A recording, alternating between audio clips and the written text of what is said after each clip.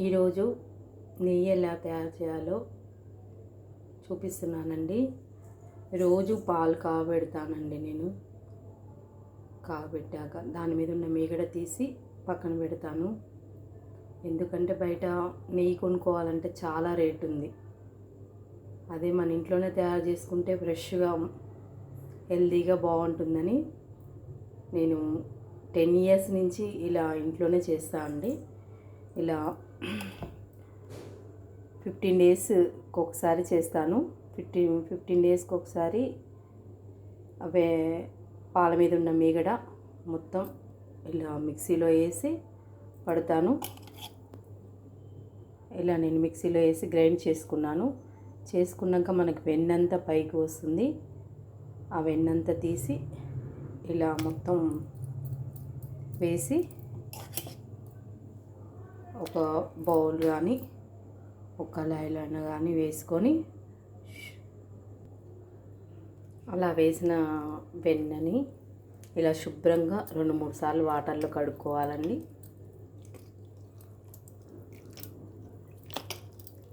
కడుక్కుంటే మనకి చూడండి ఎంత బాగుందో వెన్న. ఉత్తి వెన్ననే తినాలనిపిస్తుంది కదా, చాలా బాగుంది. కడిగిన తర్వాత ఇలా ఉందండి వెన్న.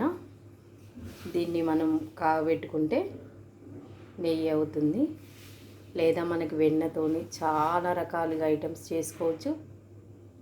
మనకి నెయ్యి కావాలంటే కాగబెట్టుకోవాలి. లేదు అనుకుంటే వెన్న కావాలనుకుంటే ఒక డబ్బాలో స్టోర్ చేసుకొని నిల్వ పెట్టుకోవచ్చు. కాకపోతే నాకు నెయ్యి కావాలి, అందుకే నెయ్యి చేస్తున్నా అండి. పొయ్యి మీద పెట్టానండి. వెన్నంతా చక్కగా కరిగిపోతుంది. చూడండి ఎంత బాగా కరుగుతుంది. చూసారా వెన్న ఎలా కరుగుతుందో.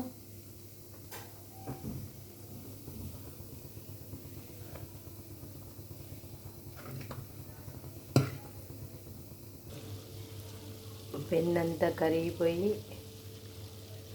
ఇలా మారిందండి. ఇంట్లోనే స్వచ్ఛమైన నెయ్యి తయారు చేసుకోవచ్చు. చూడండి ఎంత ఫ్రెష్గా ఉందో నెయ్యి.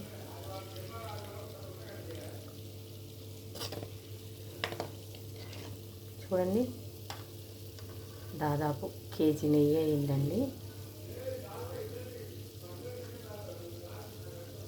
మనం కొంచెం కష్టపడితే చాలు, మన ఇంట్లోనే